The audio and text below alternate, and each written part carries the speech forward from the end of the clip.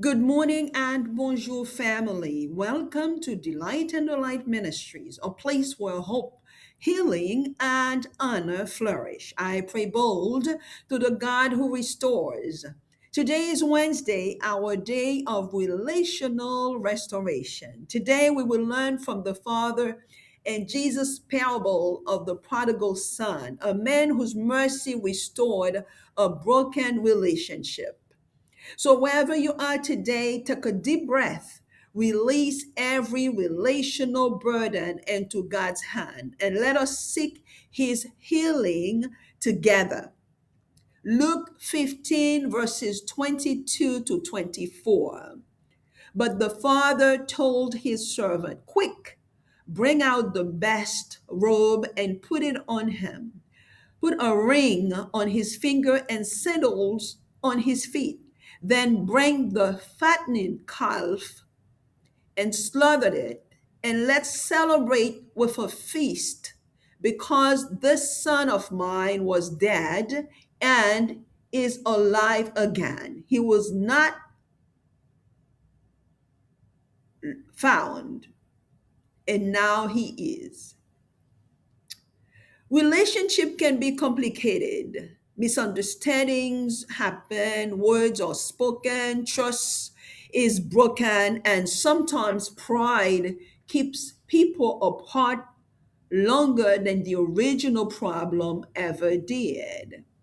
Many people carry wounds from relationships that once brought joy, yet God specializes in restoration. When the prodigal son returned home, he expected rejection.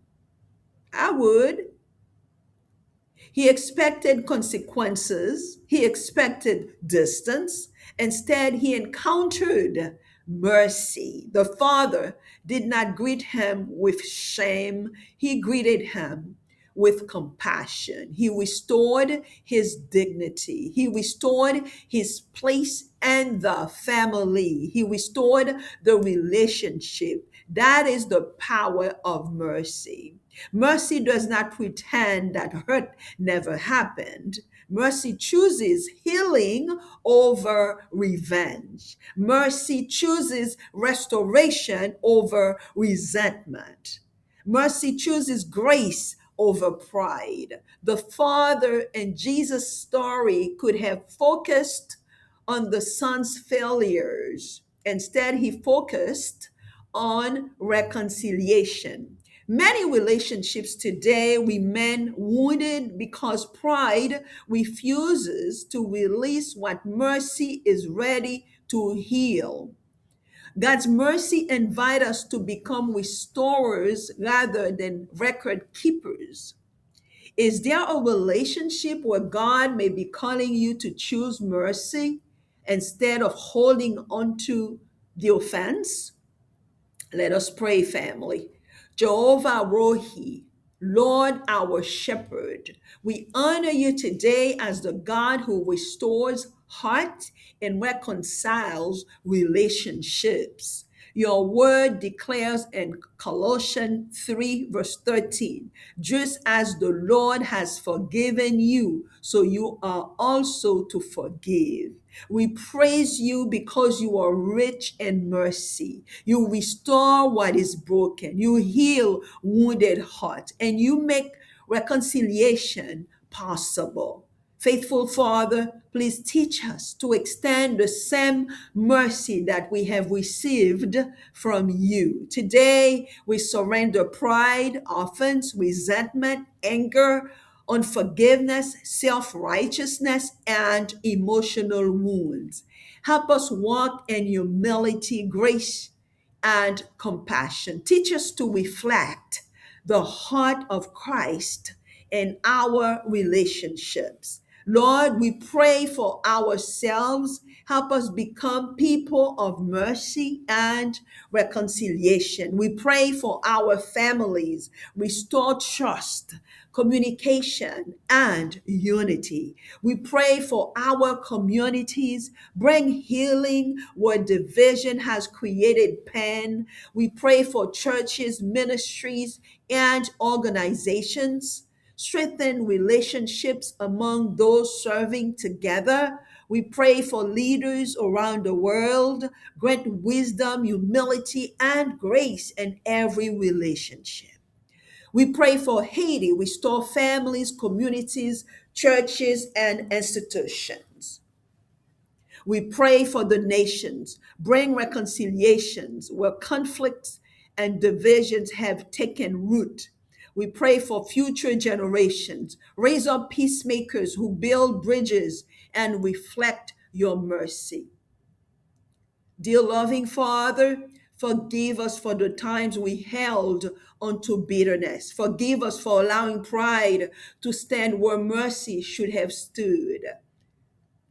Today we release offense, resentment, hurt, anger, unforgiveness, relational disappointment, and emotional pain. Fill us with compassion, humility, forgiveness, and peace.